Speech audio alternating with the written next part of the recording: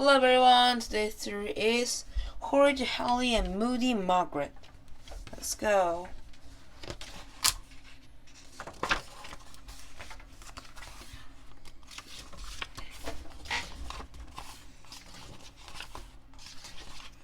Chapter 1. I am Captain Hook. No, I am Captain Hook. I'm Captain Hook, said HORRiD Hallie. I'm Captain Hook, said MoODY Margaret.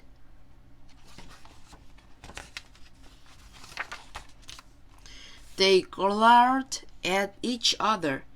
It's my hook, said MoODY Margaret. MoODY Margaret lived next door.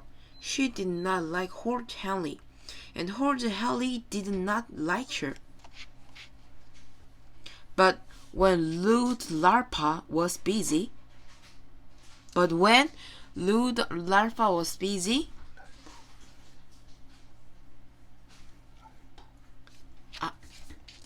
Clever Clar and Flew and Sore Susan was her enemy. Margaret would jump over the wall to play with Henley.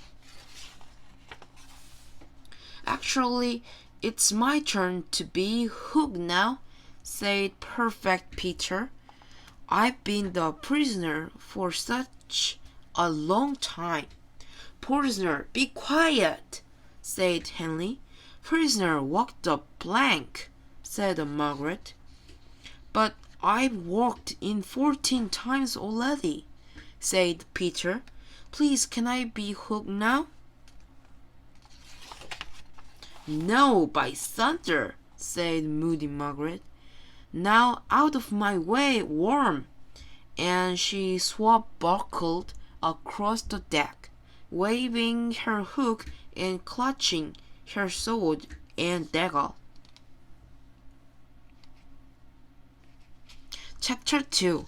Margaret has eye patches and skirts and crossbones and plums, hat, and cutlasses, and savory and sneakerness.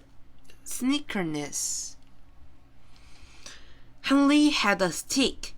This was why Henley played with Margaret. But Henley had to do terrible things before playing with Margaret's swords. Sometimes he had to sit and wait while she read a book. Sometimes he had to play Mums and Dads with her.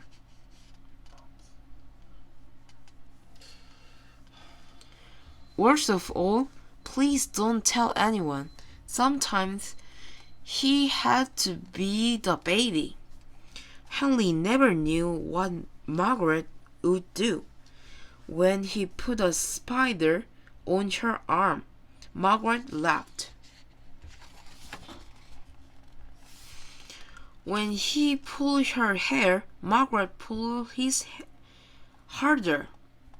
When Henley screamed, Margaret would scream louder, or she would sing, or pretend not to hear.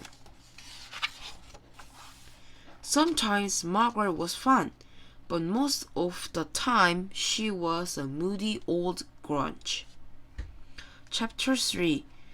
I won't play if I can't be Hook, said HORRiD Hallie.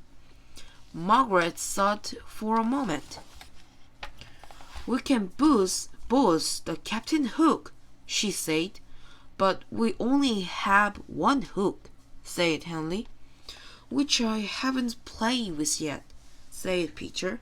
Be quiet, prisoner, shouted Margaret. Mr. Smee, take him to jail. No, said Henley. You will get your reward, Mr. Smee, said the captain, waving her hook. Mr. Smee dragged the prisoner to the jail. If you're very quiet, prisoner, then you will be freed, and you can be a pirate too, said Captain Hook. Now give me the hook, said Mr. Smee. The captain recently handed it over. Now I'm Captain Hook and you are Mr. Smee, shouted Henley. I order everyone to walk the plank. I'm sick of playing pirates, said Margaret. Let's play something else. Henley was furious. That was just like Moody Margaret. Well, I'm playing pirates, said Henley. Well, I'm not, said Margaret. Give me back my hook. No, said Henley. Moody Margaret opened her mouth and screamed. Once Margaret started screaming, she could go on and on and on. Henley gave her the hook. Margaret smiled. Chapter 4. I'm hungry, Margaret said. Got anything to eat? Henley had 3 bags of crisps and 7 chocolate biscuits hidden in his room. But he certainly wasn't going to share them with Margaret. You can have a radish, said Henley. What else? Said Margaret. A carrot, said Henley. What else? Said Margaret. Glop. What's glop? Something special that only I can make, said Henley. What's in it? Asked Margaret. That's a secret, said Henley. I bet it's yucky, said Margaret. Of course it's yucky, said Henley. I can make the yuckiest glue of all, said Margaret. That's because you don't know anything. No one can make yuckier glop than I can.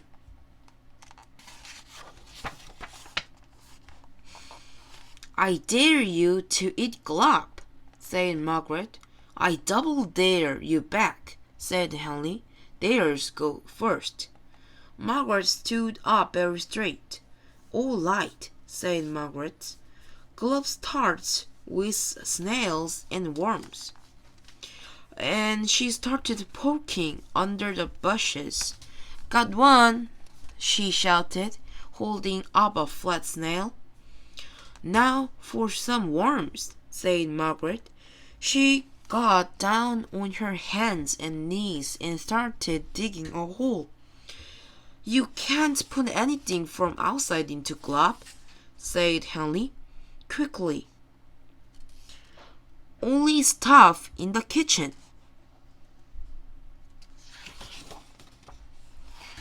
Margaret looked at Henley. I thought we were making glop, she said. We are, said Henley. My way, because it's my house. Chapter 5. HORRiD, Henley, and Moody Margaret went into the gleaming white kitchen.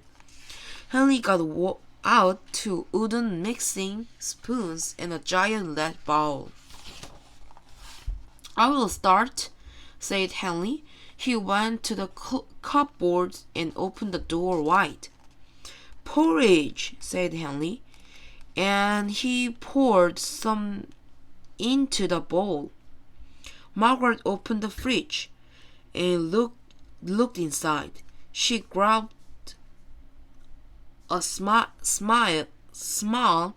container. Soggy salmonella, shouted Margaret. Into the bowl it went.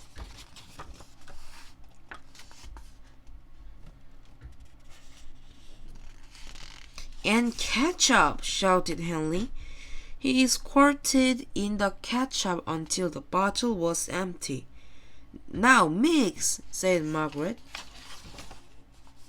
HORRiD Henley and Moody Margaret grabbed a hold of their spoons with both hands. Then they plunked the spoons into the glove and began to stir. It was hard, heavy work. Faster and faster, harder and harder, they stirred. There was glove on the ceiling. There was glove on the floor. There was glove on the clock, and glove on the door. Margaret's hair was covered in glove. So was Henley's face. Margaret looked into the bowl. She had never seen anything so yucky in her life. "It's ready," she said. Chapter 6. HORRiD Henley and Moody Margaret carried the glove to the table. Then they sat down and stared at the sloppy, slimy, sludge, sticky, smelly, gluey, gummy, greasy, glob. "Right," said Henley. "Who's going to eat some first?" There was a very long pause. Henley looked at Margaret. Margaret looked at Henley. "Me," said Margaret. "I'm not scared." She scooped up a large spoonful and stuffed it in her mouth. Then she swallowed. Her face went pink and purple and green. "How does it taste?" said Henley. "Good," said Margaret, trying not to choke. "Have some more then," said Henley. "Your turn first," said Margaret. Henley sat for a moment and looked at the glove. "My mom doesn't like me to eat between meals," said Henley. "Henley," hissed Moody Margaret. Henley took a tiny spoonful. "More," said Margaret. Henley took a tiny bit more. The glove warped rumply on his spoon. It looked like. Henley did not want to think about what it looked like. He closed his eyes and brought the spoon to his mouth. Yum," said Henley. "You didn't eat any," said Margaret. "That's not fair." She scooped up some glove and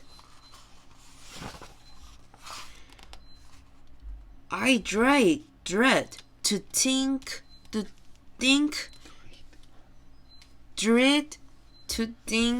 what would have happened next if they had not been interrupted. "Can I come in now?" called a small voice from outside. "It's my turn to be a hook." HORRiD Henley had forgotten all about Perfect Peter. "Okay," shouted Henley. Peter came to the door. "I'm hungry," he said. "Come in, Peter," said Henley sweetly. "Your dinner is on the table." Thank you for the watching. Bye bye.